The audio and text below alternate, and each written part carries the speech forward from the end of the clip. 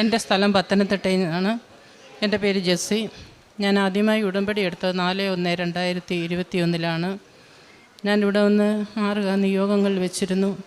അതിൽ ആദ്യത്തെ നിയോഗം എൻ്റെ മകളുടെയാണ്. അത് ഞാൻ മകളുടെ കയ്യിൽ. എൻ്റെ പേര് നിമി തോമസ്. ഞാനൊരു ഡെൻറ്റിസ്റ്റാണ്. എനിക്ക് 4 വർഷമായി എൻ്റെ കല്യാണം കഴിഞ്ഞിട്ട് കുഞ്ഞുങ്ങളില്ലായിരുന്നു.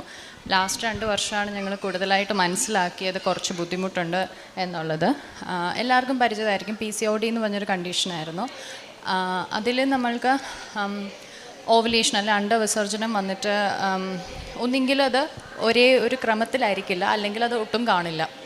അപ്പം ഞാൻ 2 വർഷം കഴിഞ്ഞിട്ട് ഡോക്ടറെ കണ്ടപ്പോൾ എന്നോട് പറഞ്ഞിരുന്നത് ഓവുലേഷൻ നടക്കാൻ ഡിഫിക്കൽട്ടാണ്, മരുന്നൊക്കെ കഴിച്ച ഒരു ഗുണമില്ല. അപ്പോൾ കുറേ കഴിഞ്ഞപ്പോൾ ആ ഒരു സമയത്ത് തന്നെ മമ്മി ഉടമ്പടി എടുത്തിരുന്നു. ഉടമ്പടി എടുത്തപ്പോൾ എന്നോട് ഞാൻ ഒന്നുകൊണ്ടും വിഷമിക്കണ്ട, എനിക്ക് ആ സമയത്ത് ഉടമ്പടി എടുത്തെങ്കിൽ അത് പൂർത്തിയാക്കാൻ അല്ലെങ്കിൽ കറക്റ്റായിട്ട് ഫോളോ ചെയ്യാൻ പറ്റിയിട്ടില്ല. ഞാൻ ഡോക്ടറെ കണ്ടിട്ട് ഓൾമോസ്റ്റ് ഒരു 1.5 years, ഒരു 1.5 വർഷത്തോളം ഞാൻ ട്രീറ്റ്മെൻറ്റ് കാര്യമായിട്ടൊന്നുമില്ല, എന്നാലും ടാബ്ലറ്റ് വരും, എല്ലാ മാസവും പോയി ചെക്ക് ചെയ്യും, ഓവമുണ്ടോ ഉണ്ടോ നോക്കും, ആയിട്ടില്ല. ലാസ്റ്റ് ഓഗസ്റ്റ് ഞാൻ ഇതുപോലെ പോയി, ഞാൻ പോയി. എന്നിട്ട് സൈക്കിളിൻ്റെ മിഡ്, അതായത് 14th day നോക്കി, 17, 18, 21st അങ്ങനെയൊക്കെ നോക്കി. അപ്പോഴൊന്നും ഓവുലേഷൻ സ്റ്റാർട്ട് ചെയ്തിട്ട് പോലുമില്ല. എന്നോട് പറഞ്ഞ് IVF നോക്കണം, അല്ലെങ്കിൽ IUI ഇങ്ങനെയുള്ള വേറെ പ്രൊസീജിയേഴ്സ് ചെയ്യണം എന്നുണ്ടായിരുന്നു. പക്ഷേ എൻ്റെ ഉള്ളിൽ പറയുന്നുണ്ടായിരുന്നു അതിൻ്റെ ഒന്നും ആവശ്യം വരത്തില്ല എന്നുള്ളത് എനിക്ക് നല്ല ഉറപ്പുണ്ടായിരുന്നു. എവിടെ നിന്നാണെന്നറിയില്ല, എനിക്കൊരു ഫെയ്ത്ത് ഉണ്ടായിരുന്നു. അപ്പം ഞാൻ കൊന്ത ചെല്ലുമ്പോഴൊക്കെ മാതാവിനോട് ഇത് പറയുമായിരുന്നു. എന്നിട്ട് ഞാൻ വേറൊരു ഡോക്ടറെ റെഫർ ചെയ്ത്, ഇനി എനിക്ക് പറ്റില്ല, വേറെ ഡോക്ടറിന് പോകണം എന്നുള്ളത് തന്നെ പറഞ്ഞു. Infertility specialist. എനിക്ക് ആ ഒരു വേർഡ് ഭയങ്കര ഹെവി ആയിരുന്നു. എന്നിട്ട് വിഷമത്തോടെ ആണെങ്കിലും ഞാൻ പോയി. എന്നോട് പറഞ്ഞു ഏതായാലും നമുക്ക് നെക്സ്റ്റ് സൈക്കിളിൽ നോക്കാം, ഇത്തവണയൊന്ന് വെയിറ്റ് ചെയ്യാൻ പറഞ്ഞു. ഞാൻ എന്നിട്ട് ജോലിക്ക് പോകാൻ നേരം ഒരു ദിവസം ഓഗസ്റ്റ് കഴിഞ്ഞു, സെപ്റ്റംബർ ആയി. ഒരു ദിവസം പെട്ടെന്ന് ഞാൻ കേൾക്കുക ഈ കുഞ്ഞിനെ മാതാവിൻ്റെ കുഞ്ഞായിട്ട് വളർത്തണം എന്ന്. അതൊരു ആൺ വോയിസ് ആണോ പെൺ വോയിസ് ആണോ എന്ന് എനിക്ക് മനസ്സിലായില്ല. പക്ഷേ ഞാൻ ആ ഒരു മെസ്സേജ് എനിക്ക് കിട്ടി. ഉടനെ ഞാൻ വിചാരിച്ചെന്ന് ഡോക്ടറെ ഒന്ന് വിളിക്കാം, ഈ സ്പെഷ്യലിസ്റ്റിനെ തന്നെ വിളിച്ചു. അപ്പം ഡോക്ടർ വന്ന് നാളെ ഒന്ന് യൂറിൻ ടെസ്റ്റ് ചെയ്ത് നോക്കാം എന്ന് പറഞ്ഞു. നോക്കിയപ്പം നെക്സ്റ്റ് ഡേ ഞാനൊരു ടെസ്റ്റൊക്കെ ഒരു കിറ്റൊക്കെ വാങ്ങിച്ചാന്ന് ജോലി സ്ഥലത്തുനിന്ന് പോയിട്ട്.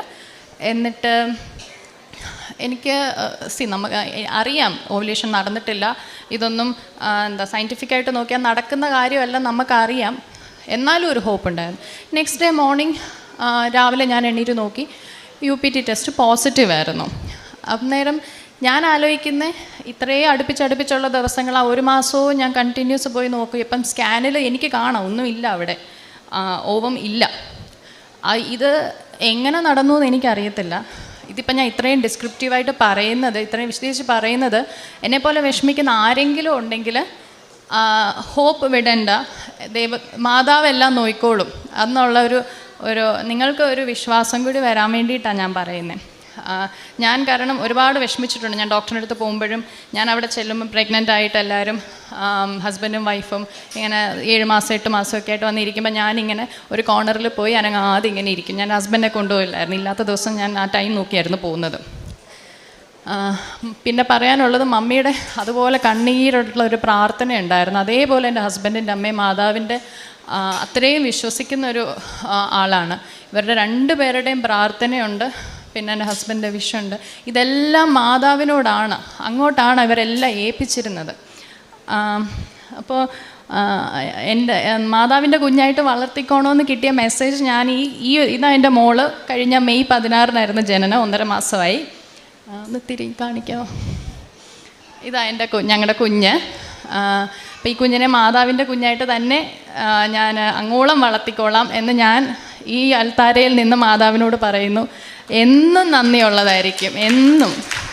ഞാൻ വേറൊരു കാര്യം, ഞാനൊരു ക്ലിനിക്കിലാണ് വർക്ക് ചെയ്യുന്നത് ദുബായിൽ.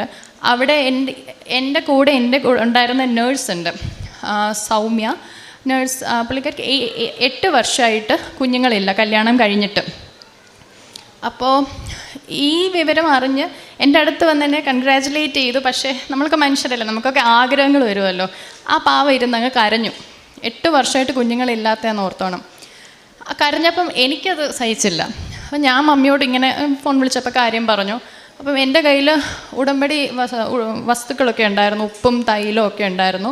അപ്പം ആൾ ഹിന്ദു ആണ് ഈ പറയുന്ന നേഴ്സും.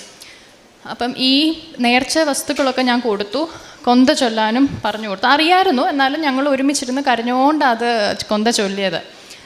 അങ്ങനെ അതെ, ആ സമയം തന്നെ ആൾക്ക് മാതാവിൻ്റെ സാന്നിധ്യം ഫീൽ ചെയ്യാൻ പറ്റിയെന്ന് വെച്ചാൽ ഈ മുല്ലപ്പൂവിൻ്റെ സുഗന്ധവും പിന്നെ സ്വപ്നത്തിലൊരു കുഞ്ഞിനെയും കൊണ്ട് മാതാവ് പോകുന്നത് സൗമ്യ കണ്ടു. അന്നേരം അല്ല, അത് കുറച്ചുകൂടെ കഴിഞ്ഞിട്ടാണേ. അപ്പം ഞാൻ ആദ്യം ഉടമ്പടി വസ്തുക്കൾ കൊടുത്തു കഴിഞ്ഞ് കൃത്യം 18ാമത്തെ ദിവസം സൈക്കിൾ ഡിലേ ആയപ്പോൾ എന്തോ മനസ്സിലിങ്ങനെ പറയുകയാണ്, ഒന്ന് ചെക്ക് ചെയ്യുന്നു. അങ്ങനെ സൗമ്യയും കിറ്റ് വാങ്ങിച്ചു നോക്കിയപ്പോൾ അതും പോസിറ്റീവാണ്. എൻ്റെ ഉണ്ടായി ഓൾമോസ്റ്റ് ഒരു 2 വീക്സ് കഴിഞ്ഞപ്പം മോനുണ്ടായി. കൊഴഞ്ചേരിയാണ് വീട്, സുഖമായിട്ടിരിക്കുന്നു അമ്മയും കുഞ്ഞും. പിന്നെ സൗമ്യയുടെ ഡെലിവറി കുറച്ചെല്ലാം നല്ല കോംപ്ലിക്കേറ്റഡ് ആയിരുന്നു. എല്ലാം അലർജി ആയിരുന്നു, സി സെക്ഷൻ നടക്കുന്നില്ല, സെർവിക്സ് ഓപ്പൺ ആവാത്തത് കൊണ്ട് നോർമൽ ഡെലിവറി നടക്കുന്നില്ല. അങ്ങനെ 3ാമത്തെ ഹോസ്പിറ്റലിൽ പോയിട്ട് ഒരുപാട് പ്രാർത്ഥനകളുടെ ഫലമായിട്ട് മാത്രം ആ സി സെക്ഷൻ നടന്നു. പ്രശ്നമൊന്നുമില്ലായിരുന്നു. ഡോക്ടർ പറഞ്ഞത് മരണം വരെ സംഭവിക്കാം എന്ന് പറഞ്ഞിട്ടാണ് സൗമ്യയെ ഓപ്പറേഷൻ തിയേറ്ററിൽ കയറ്റിയത്. അങ്ങനെ ആ കുഞ്ഞും ഉണ്ടായി, സൗമ്യ സുഖമായിട്ടിരിക്കുന്നു. കുറച്ചൊക്കെ പ്രശ്നങ്ങളുണ്ടായിരുന്നു, പക്ഷെ അതൊക്കെ മാനേജബിൾ ആയിരുന്നു. എല്ലാം ദൈവം സഹായിച്ച് മാതാവിൻ്റെ അനുഗ്രഹം ഉള്ളത് കൊണ്ട് നന്നായിരിക്കുന്നു. അത് മറ്റൊരു സാക്ഷ്യം. പിന്നെ എൻ്റെ ഒരു കസിനും സെക്കൻഡ് കിഡ്, അതൊരു 9 വർഷത്തോളമായി PCOD തന്നെയായിരുന്നു പ്രശ്നം. ആളുടെ ഡെലിവറി നെക്സ്റ്റ് മന്താണ് സ്കെഡ്യൂൾ ചെയ്തേക്കുന്നത്. ഇതുപോലെ ബുദ്ധിമുട്ടായിരുന്നു ഒരുപാട് കൺസീവ് ചെയ്യാനായിട്ട്. എനിക്ക് പുറകെ ജീന എനിക്ക് പുറകെ കൺസീവ് ചെയ്തു. പിന്നെ നെക്സ്റ്റ് മന്ത് പറഞ്ഞ പോലെ ഡെലിവറിയാണ്. അതും മാതാവെല്ലാം സുഖകരമായിട്ട് നടത്തും എന്നുള്ളൊരു വിശ്വാസം ഞങ്ങൾക്ക് എല്ലാവർക്കും ഉണ്ട്. പരിശുദ്ധ അമ്മ തന്ന എല്ലാ അനുഗ്രഹങ്ങൾക്കും ഞാൻ കോടാനുകോടി നന്ദി എൻ്റെ അമ്മയ്ക്കും മാതാവിനും തമ്പുരാനും സമർപ്പിക്കുന്നു. അതുപോലെ സൗമ്യയുടെ കാര്യം പറഞ്ഞു. ആ കുട്ടി ഒരുപാട് കഷ്ടപ്പെട്ടു.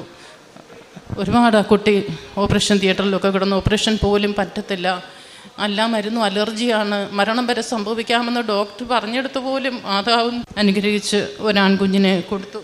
അവർ സന്തോഷമായി അമ്മയും കുഞ്ഞും ഇരിക്കുന്നു. അവർ 1 മാസം കഴിഞ്ഞ് ദുബായിലേക്ക് തിരിച്ചു പോകും. പിന്നെ നമ്മുടെ ഭർത്താവിൻ്റെ സഹോദരൻ്റെ മോടെ കാര്യം പറഞ്ഞു, ജീന.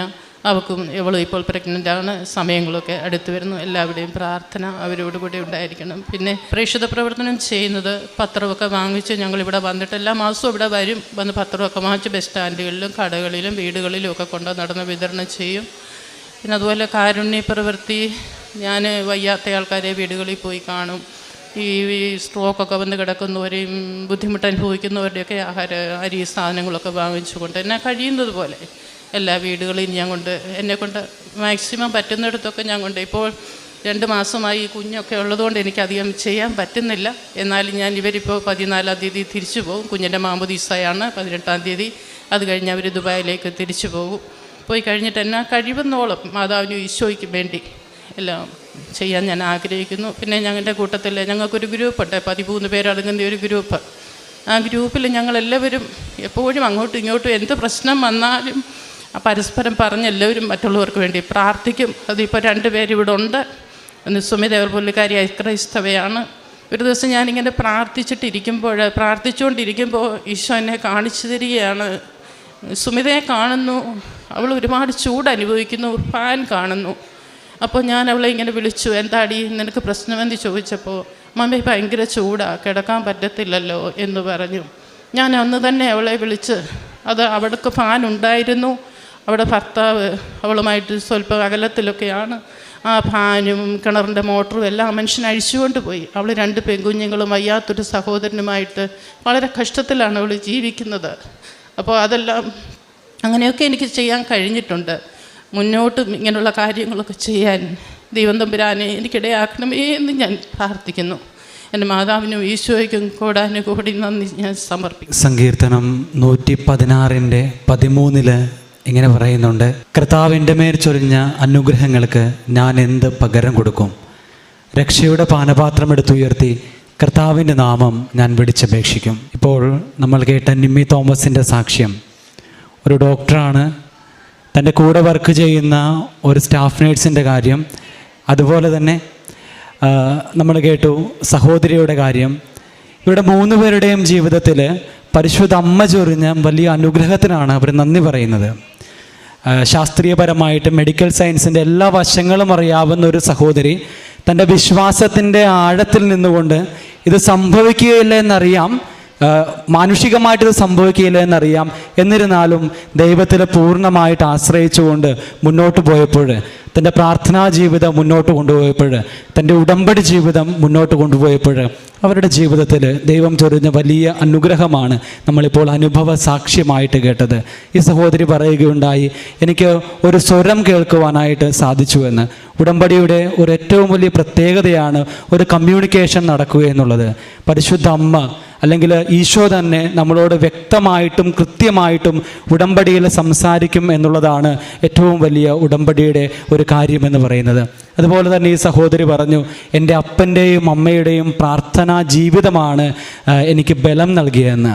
നമ്മുടെയൊക്കെ കുടുംബങ്ങളിലും മാതാപിതാക്കൾ മക്കൾക്ക് കൊടുക്കേണ്ട ഏറ്റവും വലിയ മാതൃക, ഉടമ്പടി എടുത്തിരിക്കുന്ന മാതാപിതാക്കൾ അല്ലെങ്കിൽ ഉടമ്പടിയിലായിരിക്കുന്ന മക്കൾക്കൊക്കെ കൊടുക്കേണ്ട ഏറ്റവും വലിയ ഒരു സന്ദേശം ഇത് പ്രാർത്ഥനയുടെ സന്ദേശമാണ്.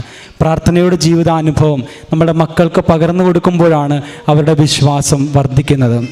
പ്രിയമുള്ളവരെ, ഇവരുടെ ജീവിതത്തിൽ ദൈവം ചൊരിഞ്ഞ എല്ലാ അനുഗ്രഹങ്ങൾക്കും പരിശുദ്ധ അമ്മയോട് ചേർന്ന് ഈശോയ്ക്ക് നമുക്ക് നന്ദി പറഞ്ഞുകൊണ്ട് കരങ്ങളടിക്കാം.